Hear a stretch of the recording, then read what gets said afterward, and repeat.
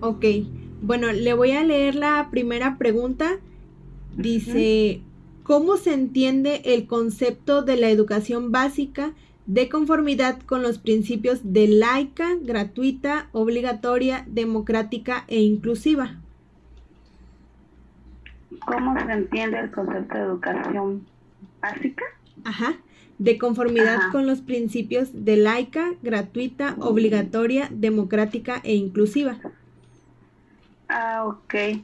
Pues educación básica podemos definirlo como la atención o brindar un servicio educativo a cierta población. Si hablamos de un nivel de educación básica, estamos hablando prácticamente desde educación inicial, que de hecho hace poquito se integró dentro del artículo tercero constitucional, porque educación básica comenzaba en preescolar, primaria y secundaria, eran como los tres niveles en el que consideraba educación básica, y con una modificación recientemente ya se está incluyendo educación inicial. Eh, pues laica, podemos decir, eh, en los centros educativos prácticamente aceptamos a cualquier tipo, a todos los niños, sin importar la religión, perdón, en el cual ellos profesan, no son creyentes. Igual se respeta las ideologías de los padres de familia, no importando si sean hijos de pastores, de catequistas, vaya, de cualquiera. En la escuela prácticamente pues aceptamos a todos sin discriminar absolutamente a nadie.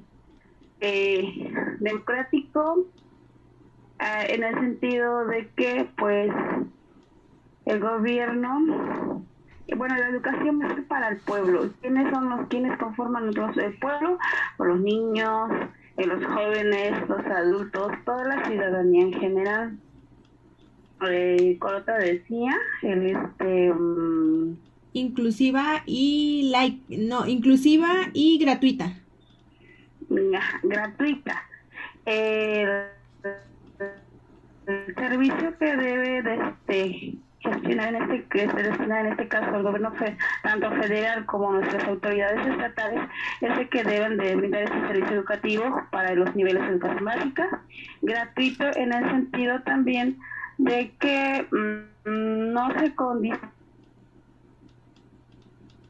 la adaptación económica o condicionar económicamente a una exclusión en cualquier nivel.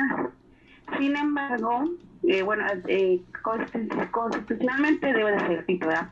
Este, para aceptar a todos, no condicionar las inscripciones, el decir, bueno, si no pagas inscripción, no te integras al plantel. Que claro, ahorita, y por ahí hemos encontrado mucho en las redes sociales, que luego hay centros educativos en el cual llegan a condicionar la inscripción. Entonces se ha visto como que un poquito problemático en el sentido de que pues algunos no tienen el recurso suficiente como para inscribir a sus niños, y es un caos que se genera. Pero por, eso también porque lamentablemente no todas las escuelas cuentan con todos los servicios, todas las escuelas tienen necesidades, como muchos directores, como que esa tarea como de pedir una aportación, pero recalcamos que es gratuito, y lamentablemente a veces se batalla porque los gobiernos estatales y federales pues dotan de todos los materiales que necesitamos, o se tenga una buena infraestructura. Y claro, se habla de gratuito porque pues el, los gobiernos estatales y federales pues han quedado como cortos, ¿no? De que sea realmente gratuito, entonces por eso nos llevan a pedir aportaciones. Pero pues todos deben de ingresar sin condicionar, todos tienen ese derecho de ingresar a un plantel sin condicionar una inscripción. Y por ahí comentaba que me faltaba uno, no recuerdo. Este, solamente inclusiva. inclusiva. Ok. Pues debemos atender el término inclusivo no solo abarca de decir, bueno, voy a integrar a los niños que tengan alguna necesidad educativa especial, sino también inclusivo en el sentido de que vamos a integrar a todos los niños considerando sus diferentes características intelectuales, desde los niños regulares hasta aquellos niños que no se presenten alguna necesidad educativa, que tengan síndrome, si tienen alguna discapacidad motriz, si tienen alguna agudeza visual o no pueden escuchar. Vaya, todo es integrar a todos.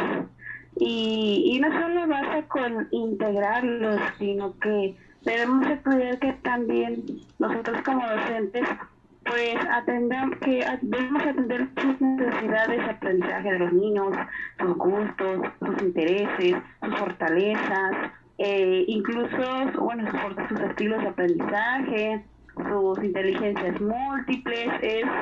El hablar de educación inclusiva sí es amplio porque muchos de los docentes no estamos capacitados, por ejemplo, para atender a un niño que sea, vaya la redundancia, que no pueda ver. Entonces, para nosotros sería un gran reto. Los docentes regulares no estamos capacitados y siempre necesitamos como de un apoyo externo de educación especial. Y eso comentábamos hace un poco con los docentes de mi zona escolar cuando hablábamos del concepto de educación inclusiva.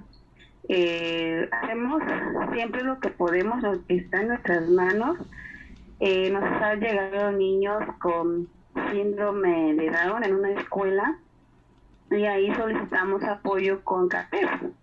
Entonces, forma parte también de una tarea inclusiva y también de la tarea que tenemos como docentes y directivos en gestionar.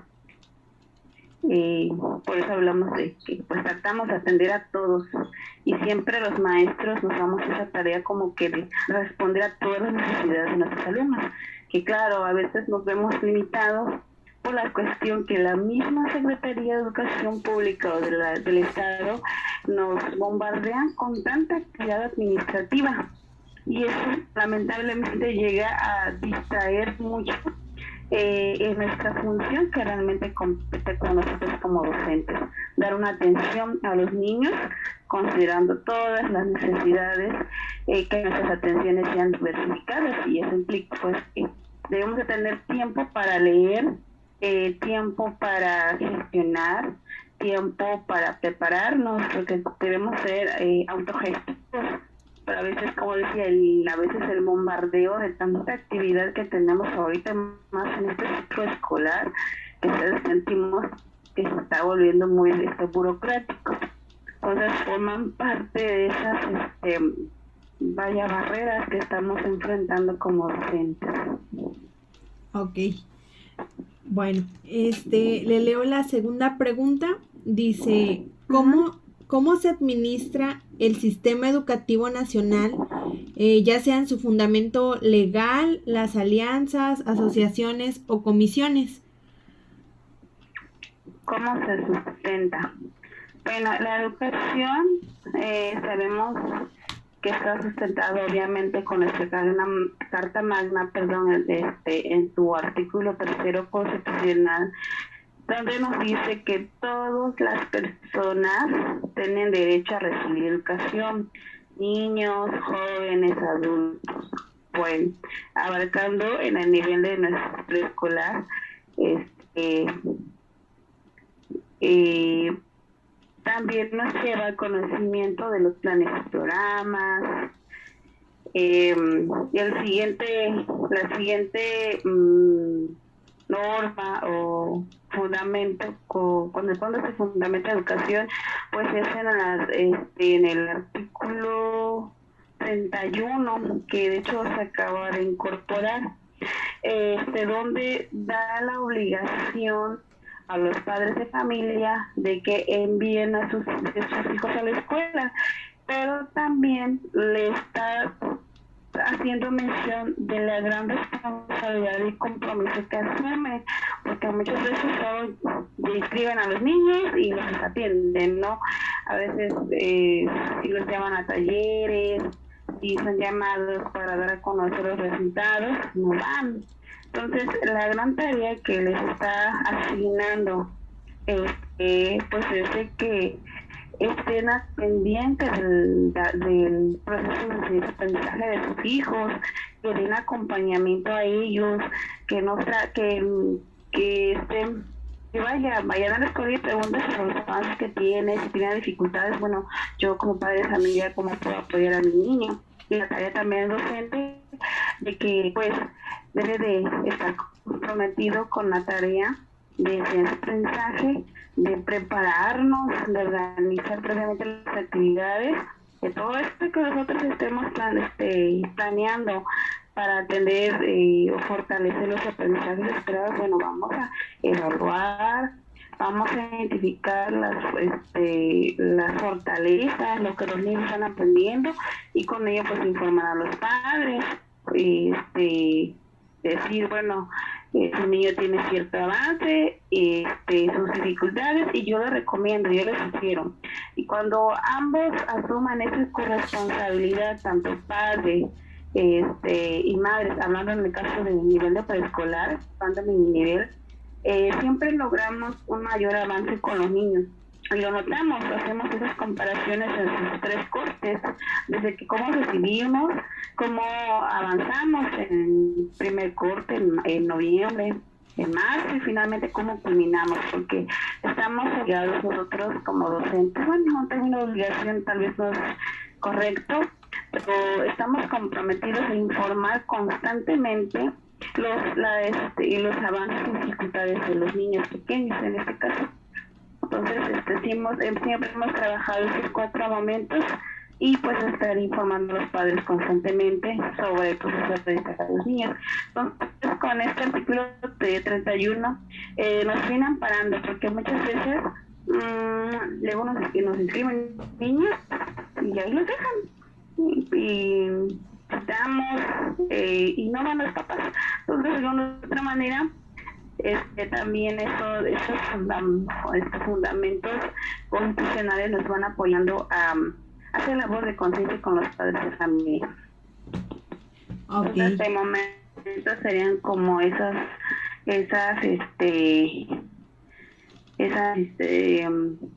fundamentaciones en cuanto a educación. Ok. La tercera pregunta dice: ¿por qué es importante que conozcan los principales programas educativos nacionales, como PISA, Planea, las escuelas de tiempo completo o la escuela siempre abierta, o incluso los PEMSE? Uh-huh.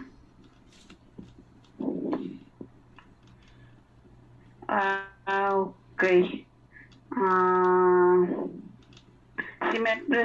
Si me vuelve a leer, por favor, la pregunta. ¿Por qué es importante? Bueno. ¿Sí me escucha? Uh-huh. Dice, ¿por qué es importante? Sí, de dónde te cortará. ¿Por qué es importante que conozcan los principales programas educativos nacionales? Ajá. Ok. ¿Por qué es importante que nosotros conozcamos? Porque de alguna u otra manera nos van apoyando en la gestión de diversas actividades pedagógicas.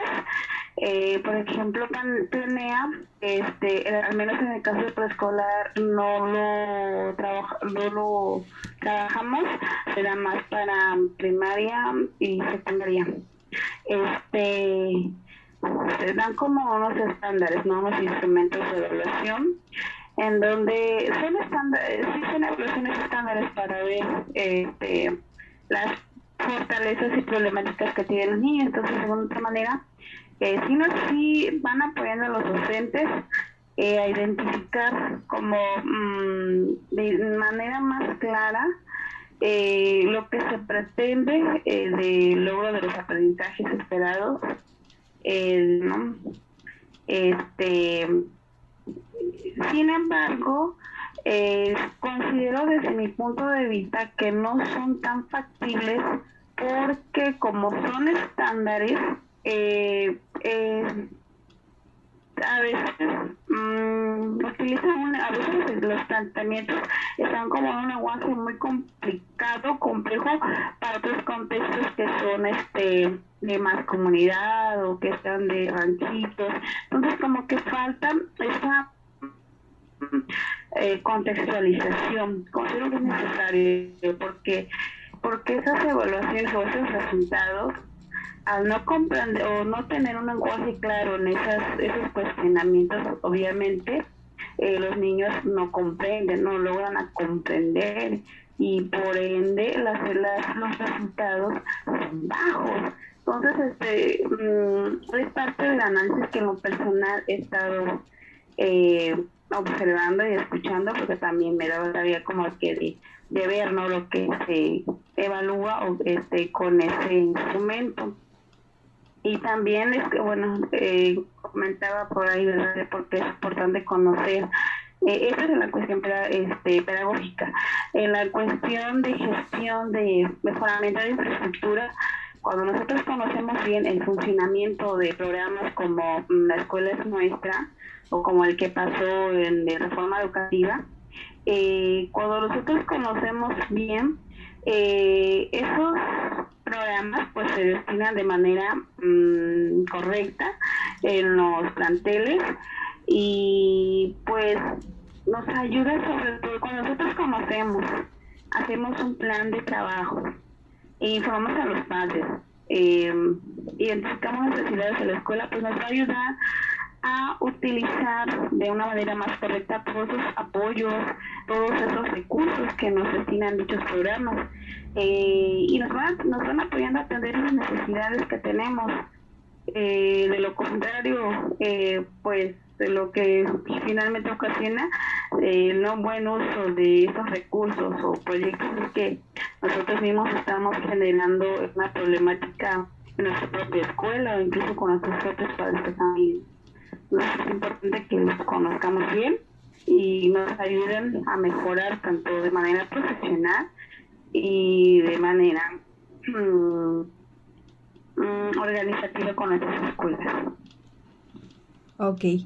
Y por último, dice, ¿cuáles son los beneficios del Plan Nacional para la Evaluación de los Aprendizajes que encuentra en su labor docente? Pues eso sería de Planea, pero pues como me dice que para preescolar no se emplea, pues yo creo que ahí sí no me la podría responder o sí. Bueno, sí, después nosotros para preescolar no utilizamos Planea. La tarea que sí llevamos, porque Planea es como identificar lo que mencionaba hace un rato, de las fortalezas y dificultades de los niños.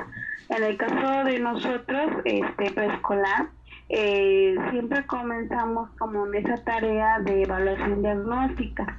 Entonces, tenemos de un tiempo de 3 a 4 semanas, incluso un mes, dependiendo de las situaciones, tenemos esa tarea de que nosotros planeemos para evaluar, porque muchas veces he observado que algunos docentes implementan baterías o exámenes o unos exámenes estándares y observamos que esos instrumentos no son funcionales para el nivel de preescolar, porque los niños tienden a desesperarse.